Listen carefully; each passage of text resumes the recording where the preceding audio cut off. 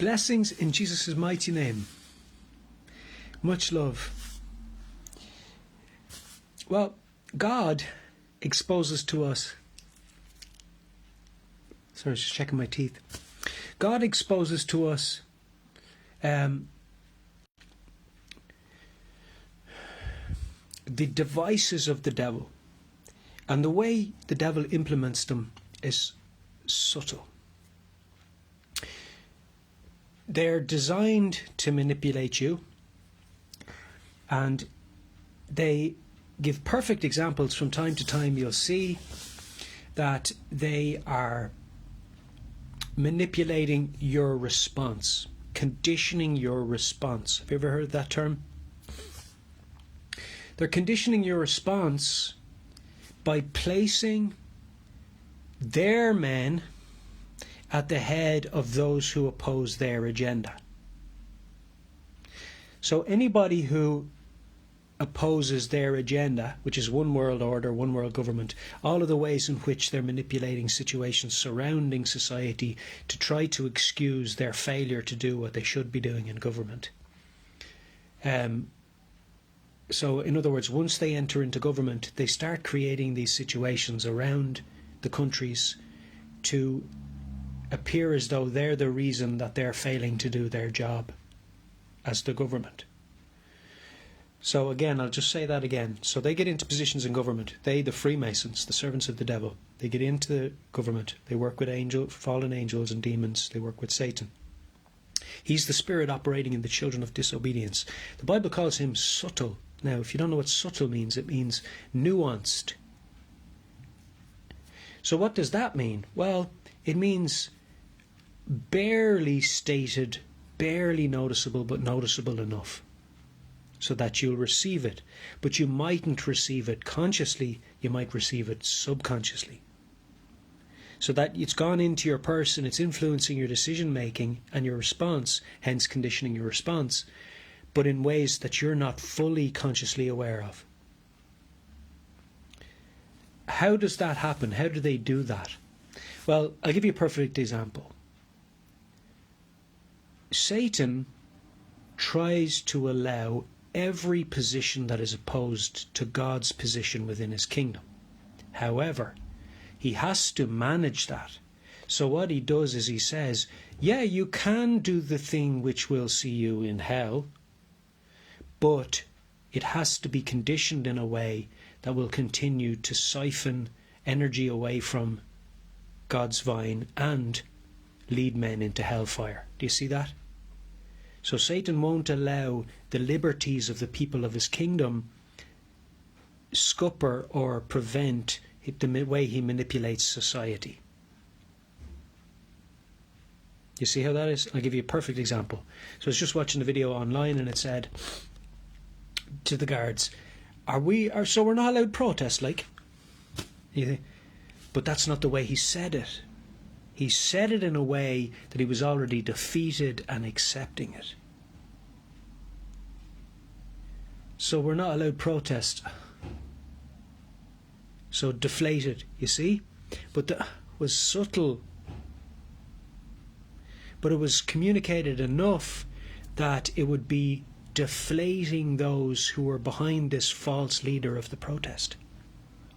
So the leader of the protest is probably shaking hands in the Freemasonic Lodge along with the guards, and they're all working together, and there are demons behind them which are manipulating this sort of a stage play to dissuade the people who are following the protest and involved in it from actually doing that which would effectively make the protest cause enough resistance and enough of a problem that they would listen to the people.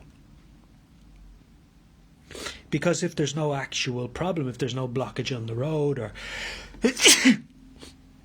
they'll just ignore them. Say, yeah, protest away, and they'll just ignore them. So the protest in effect isn't categorically a protest because it's not creating the resistance that would ultimately lead to the change. So it's easy to ignore. So the guard's response is not, no, you can't protest, because that would be him standing against the rights of the people. Instead of that, they manipulate. They say, oh, you can't block the way of the passage. You see, because there's a law supporting that. But there are certain caveats. A protest is obviously supposed to be, disruptive, or it wouldn't be a protest. So they're not saying, no, you can't protest, and they're not saying, yes, you can block the road. They're saying, no, you can't block the road. So the guy that appears to be heading the protest goes to the guards, and they're conditioning the reactions, the responses of the people that are following the protest. So the fake leader of the protest goes to the guards, his friend in the Freemasonic Lodge, and says, so we're not allowed protest then? And that is like an acceptance that they're not allowed protest, isn't it? Think about it. It's like, but it's subtle. It's like you say, no, Johnny, you're not going to football today. Oh, ma. Oh. But instead of that, it's much more subtle. So we're not allowed protest then. So that's an acceptance.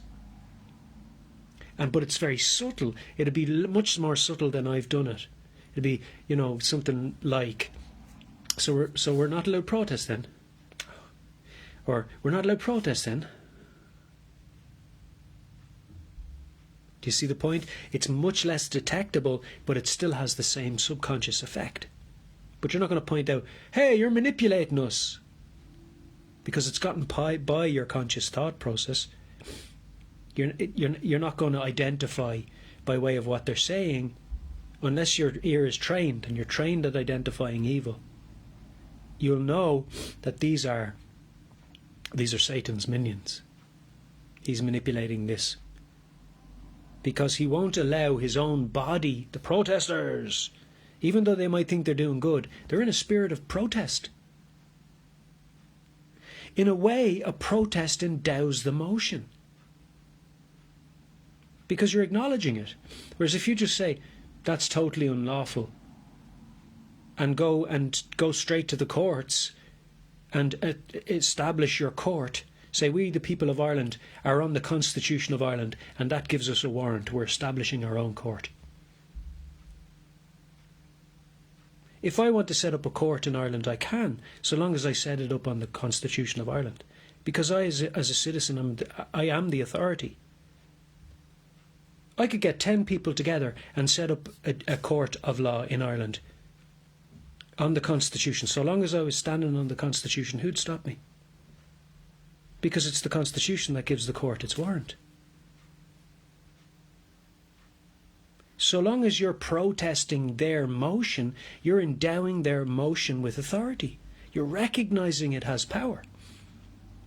But if I was to say, no, I'm setting up my own constitution, not my own constitution, my own court on the basis of the Constitution, this is going to be heard on the basis of the Constitution in Ireland. The first thing they'll say is, you're not a judge, you're not qualified to do that. But your court are now telling you to presume legislation constitutional. I'm more qualified because they're leading you to ignorance. Technically speaking now. But so they don't want that happening. They don't want the people getting together and realising their authority to remove them. So they don't resist too much. And they accept and acknowledge and allow the protest, because the protest is an acknowledgement of their power. Understood? So they don't resist the protest. Why? Because protest is also a spirit of Satan. It can be, if it's manipulated enough, it can be frenzied into the spirit of rebellion. They don't want that to happen. So they don't want rebellion, but they do want resistance to an extent that's not disruptive and keeps people acknowledging the motion has some kind of function and authority. So it's containment, whilst they condition the response of the people. They're containing the resistance, they're containing the Irish people who know their rights. And they're trying to dissuade them. It's like, do you remember there was a while back, there was a load of, we're against homelessness shops. You remember that? Where are they now? Gone. Why? What's it? They set them up. The enemy sets them up. The one who's causing the homelessness sets up the homeless, We're Against Homeless shop, so that they're heading the movement against themselves, which means there's nobody against them. They run these resistances into the ground by burdening them and dissuading them and stretching them out like butter over too much bread till it just fizzles out. So, Johnny tried to set up an anti-homelessness shop shelter down there, and he's closed down. I wouldn't be able to do it then. But it's not an anti-homelessness shop that's going to prevent homelessness, it's the building of houses.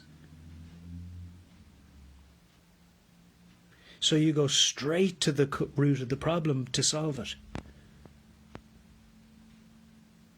And you build houses. No need for an anti-homelessness shop. You see the point? Anti-homelessness shop is a recognition that the problem cannot be directly dealt with. So Satan sets up opposition on the periphery that cannot access him, to prevent opposition further afield from coming forward. Because they're saying, hey, those guys up near can't get by them. People don't tend to say, we'll make a better job of it, and head up forward. They tend to cower away and say, well, they can't get by them. Maybe we'll stand back here. And it's even more dissuading if your apparent leader, the one who appears to be your leader, who isn't, actually thinks, or they actually think he can't do it, and they actually think he genuinely represents them. Our fearless leader is even dissuaded. Oh no. You see the point? That's why he goes up and he's the one that addresses the guards and says, which isn't unreasonable because he's the leader. So he goes up and he says, so we can't protest. Now the people behind him hear that, and that says, our leader clearly is quitting here. But it mightn't happen consciously that they'd say, what are you giving up for? It would happen subconsciously, so it would go into their psyche, but not register consciously, but would affect and condition their reactions and responses. So it's reaction or response conditioning on the basis of subtle communication and false leadership that is actually in conjunction and in co-conspiracy with those who are presenting the unlawful motion and movement in government or police or army or whatever it is, or court. So the corrupt authority is actually on side with the one pretending to lead the resistance against the corrupt authority. Ancient military commanders, or old military commanders, would have said, in order to conquer the enemy, we must lead them. Why? Because wars are won spiritually, not physically. Yes, there's a physical combat, there's a physical fight or whatever, but that only comes together if they're both spiritually prepared to combat.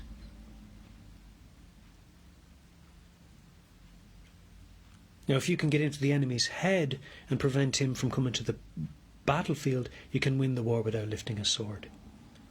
Or if you can get into government and wiggle the quill and give people who are lesser educated the appearance that you're legitimately operating and functioning in your office, whilst you write legislation that removes their rights and access to hold you accountable, then you have created the perception that you're immune, acting with impunity, untouchable, a dictator, but under the facade of a democracy, and that's what's now happening in Ireland. You tell the President he doesn't have to do his job as the President of Ireland, as the custodian of the Constitution. He doesn't have to test bills for their constitutionality prior to their admission to the legislature. That's effectively telling him he can do his job and not do it and get paid for it. And they say, well, if there's any misconduct on his side, if he doesn't do his job according to how the Irish people have written it and prescribed it and deemed it to be, he can't be held accountable by the courts of Ireland. What? What sort of authority does he wield? If the President of Ireland cannot be held accountable to the authorities that the people of Ireland, who outrank him, can, then who is he? Above the law? Not even the king is above the law. Yes, he writes it, but he's held to his word. But Michael D. Higgins is above the law? He's above being held accountable by the courts of Ireland? No, surely not. Whoever wrote that should be in jail. Whoever wrote that down on a piece of paper should be imprisoned for treason. It's illogical and unreasonable. It goes against the basic precepts of law. Nobody's above the law. So of course Michael D. Higgins can be held accountable by the courts of Ireland, or he's not the Irish president, he's not the Irish public servant, if he's not held accountable by the authorities that the Irish people are held accountable by. What other authority is he acting on? Because they're communicating to you unlawfully now, by illegal and unlawful writings, that he can't be held accountable by the courts of Ireland. Treason. Just because they write it down doesn't make it true. If it's unreasonable and illogical and doesn't line up with the rest of our constitution, it's unconstitutional and cannot be added. It simply cannot be added. So they tell him he doesn't have to do his job and he can't be held accountable for not doing his job. But he's a democratic figurehead, spearhead, and not a dictator. A dictator says whatever he wants, writes whatever he wants, and can't be held accountable by anyone. That's a dictator. They have positioned the dictator over you. And I've brought the tests of the sections of the legislature which have been flawed and led to injustices perpetrated against myself to the High Court. They said they tested and then didn't. Even though they saw that injustices had been perpetrated under these sections, they didn't test them, didn't carry out the test, didn't complete the test. Then they appealed themselves, which is mad. It went to the Court of Appeal. Why? Because they just wanted to elevate it to a higher court to create the facade that it is the case. But now they're including names of the men of God in their game. And that is fire.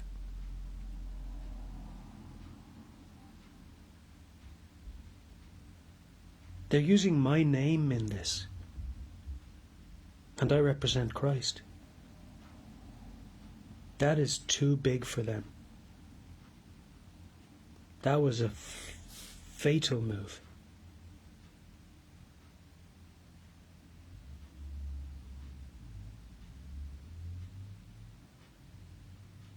The arrogance. The absolute arrogance of that. But then the devil did ask Christ to bow down to him.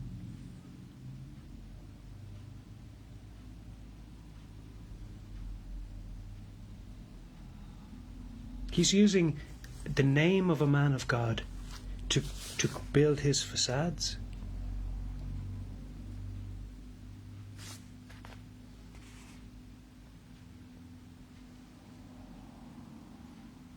Folly, big fire.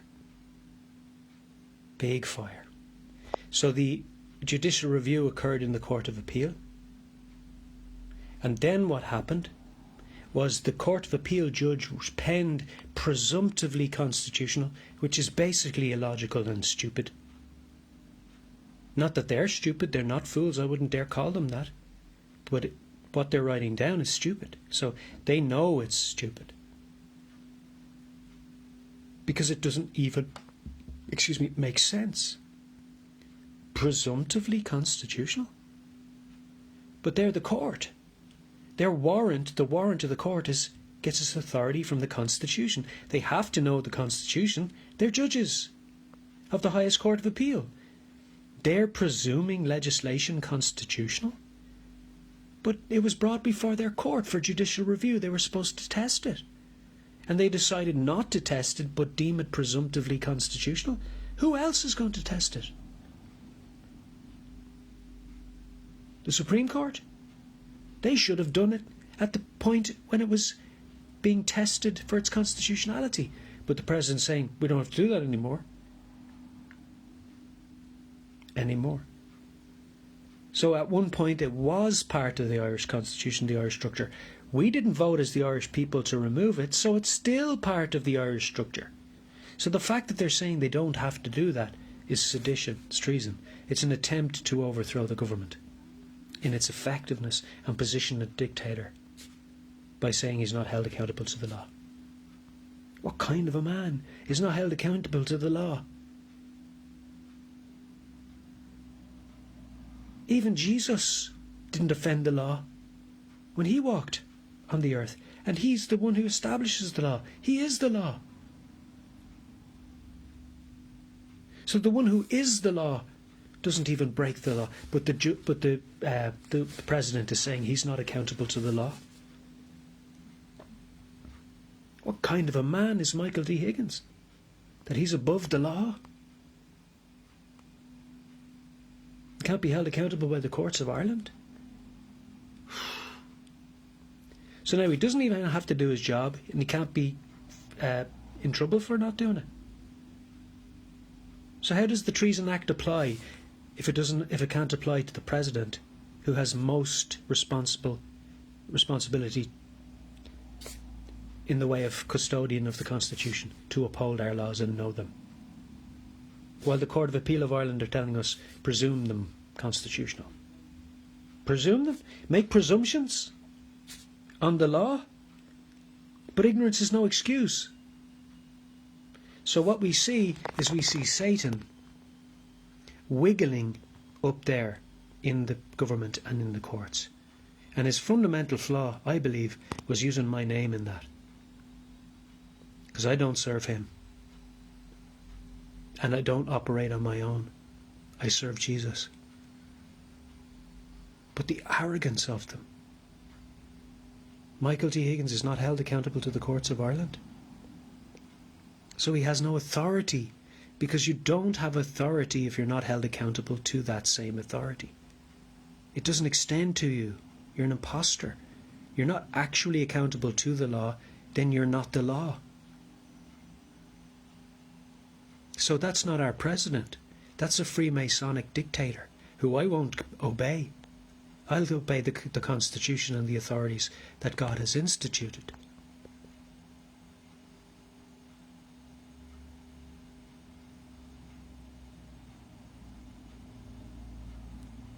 You can only obey in the Lord. You can't obey outside of the Lord.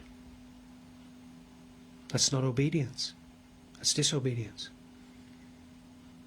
That's why the Bible says, obey your mother and father in the Lord. Obey your parents in the Lord.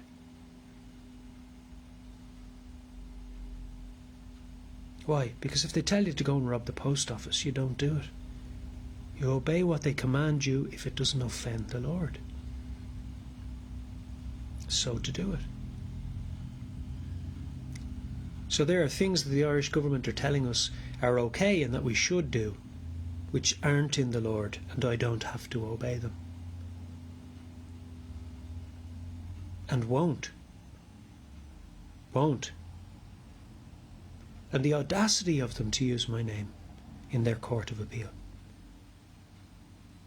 to determine case law or the appearance of it over this nation. That was folly. Big folly. That was big whoops. The arrogance of them.